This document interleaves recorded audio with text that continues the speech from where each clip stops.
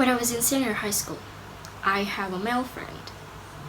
He just lost his cat back then, and I know how precious that cat for him.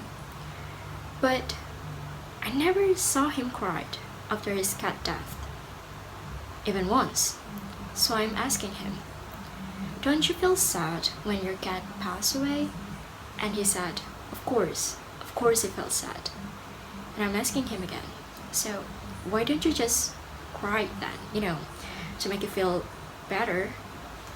And he replied, "No, he's not gonna cry, because a man doesn't cry." And he also said to me, "It feels normal if a woman cried, but it feels so wrong for a man to cry. People start to judge them as a weak man or even a crybaby. So he just not cry." And after that conversation, I start to wondering why. Why does he has that kind of opinion? And now I found out. These words exist in our society. That what we called gender inequality. So gender inequality is something that we all grew up with. It is something that still subconsciously applied to our daily lives. They are implied from the day we were born and made us probably not realize why they are wrong or toxic. Good morning, ladies and gentlemen, and the honorable judges. I am Ananda Rahayu Putri from Diponegoro University, and in this opportunity, I would like to deliver my speech about gender inequality between males and females. So maybe you still have no clue. What is gender inequality? So, basically, gender inequality assumes that male and female are not equal, and that gender has an impact on a person's life experience. And also you're probably wondering why gender inequality could exist in our society. What is the reasons? What is the factors? So ladies and gentlemen, and the honorable judges, based on my research, I have found a few answers why gender inequality could exist in our society, or something that created gender inequality. The first one, it is because of the gender double standard. What is gender double standard? So gender double standard, it is something that apply different rules to different people, and it mostly unfair and can lead to resentment and even frustrations. Like what my friend said, a man doesn't cry. It feels normal if women cry because they aren't in touch with their feeling, but it feels so wrong if a man cried. And people start to call a man who cried weak or even a crybaby.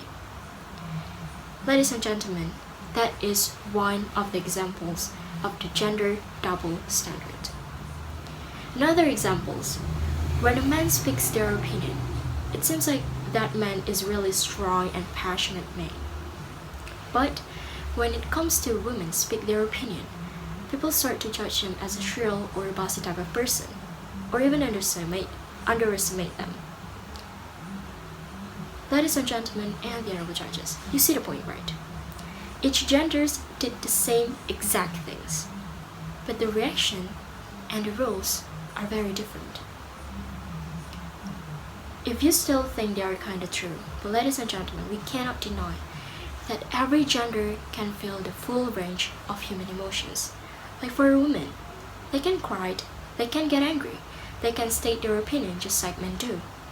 And for a man, they also can cry because they also have a sensitive spots, emotional needs, and also moodiness, just like women do.